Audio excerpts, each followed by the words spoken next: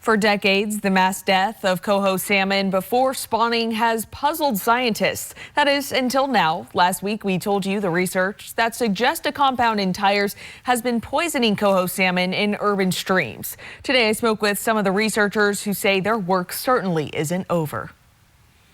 6-PPD, a chemical compound that comes off of tires, then reacts with the environment to become 6-PPD quinone, has been deemed toxic to coho salmon. Researchers say it's been a long but rewarding process for everyone involved. It was like relief that we finally figured something out, because there's chemicals out there that our instruments can't see. But then at the same time, it's also sad, like to figure out that this was a killer chemical. It started decades ago when adult coho salmon started dying by the masses in streams before they could spawn.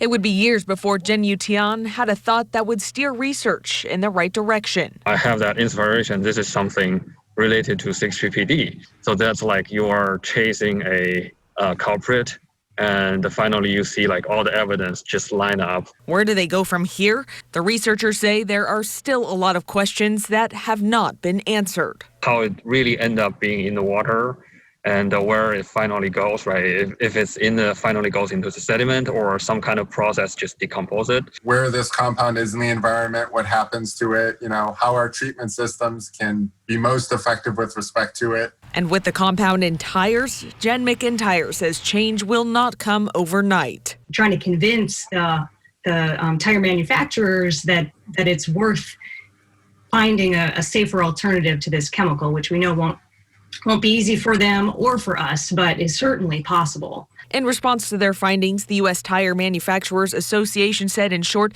6-PPD prevents tires from degrading, but they are committed to collaborating with researchers to determine the next steps. McIntyre says if this is affecting coho, could it affect other organisms or humans? Many of the same pollutants can cause the same problems in humans as well, and certainly there are areas where humans are exposed to these very same chemicals. I'll be happiest when we have happy coho in urban and near urban and maybe even busy roadway creeks. So if you're thinking they're just salmon, why care? Well, these researchers say the health of ecosystems can affect and correlate with the health of humans. Also, coho salmon fishing is a huge recreational sport and commercial industry. Without them, they say it could affect the economy. A link to the published study can be found on our website, yaktrynews.com.